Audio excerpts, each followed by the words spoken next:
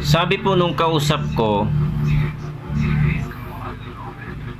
wala daw po karapatang magbahagi ng salita ng Diyos dahil po hindi naman daw po ako ligtas.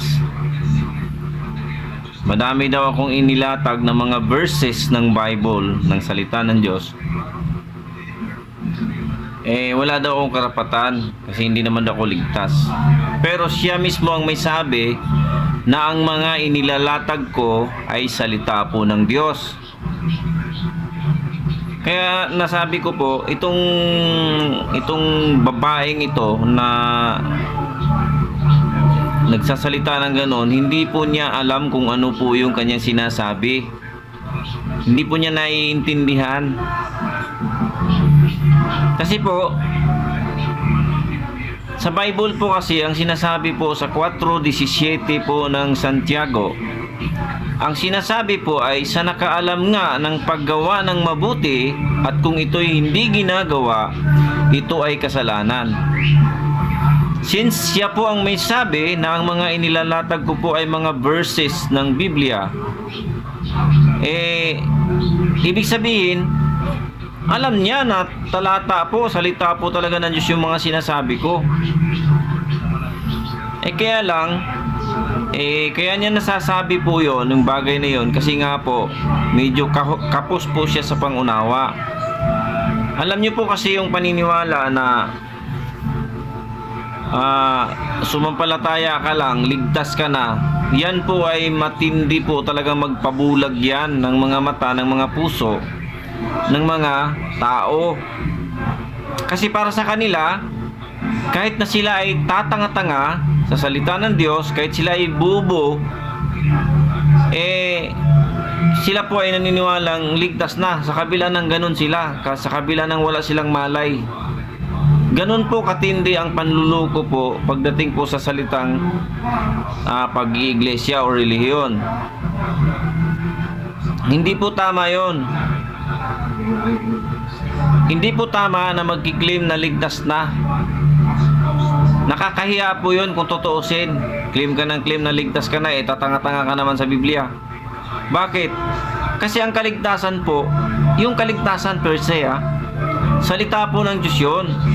Yan po yung tinatanggap noong mga mananampalataya. Kaya kapag natanggap mo na ang salita ng Diyos, sinampalatayanan mo ng buong puso, meaning to say, mayroon ka ng kaligtasan.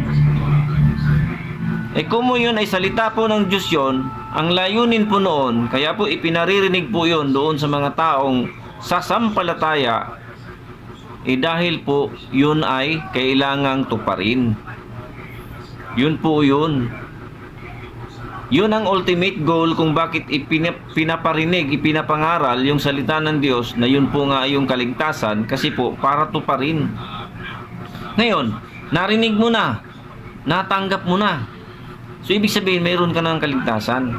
Kailangan lang lakaran mo. Dahil pag hindi, mangyayari at matutupad sa isang taong nakapakinig at hindi tumutupad na mayroon siyang pananampalataya pero patay. Sinasabi po kasi sa Biblia, 22:32 ng Mateo, na ang Diyos ni Abraham, ni Jacob at ni Isaac ay hindi po Diyos ng mga patay. Meaning, ang Diyos po ay Diyos po ng mga tumutupad sa salita ng Diyos, kasi yun po yung mga buhay. Yun po, maawa ka sa mga tao na niluluko po ng mga katulad ng mga pastor na ganyan, na nagtuturo na ganyan, so sila daw ay ligtas na.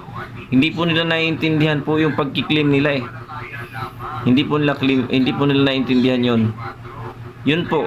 Kaya niya nasabi yun na gano'n, na ang dami-dami daw talata na nilalatag sa kabila daw ng hindi naman daw ligtas. Siya naman iligtas na, wala namang alam na talata. Alam niyo po yun.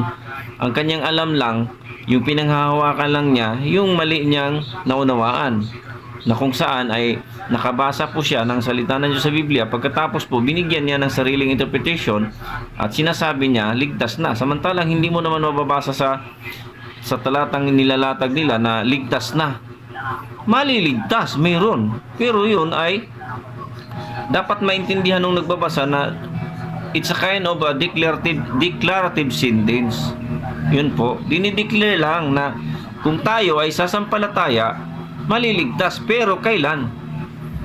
Pag pag tunay ang iyong pananampalataya o pagsampalataya, siyempre, kailangan i-consider yun. Meron dyan sa siyempre, pag tunay, tutupad ka doon sa narinig mo na sinampalatayanan mo na salita ng Diyos, na sinampalatayanan mo ng buong puso.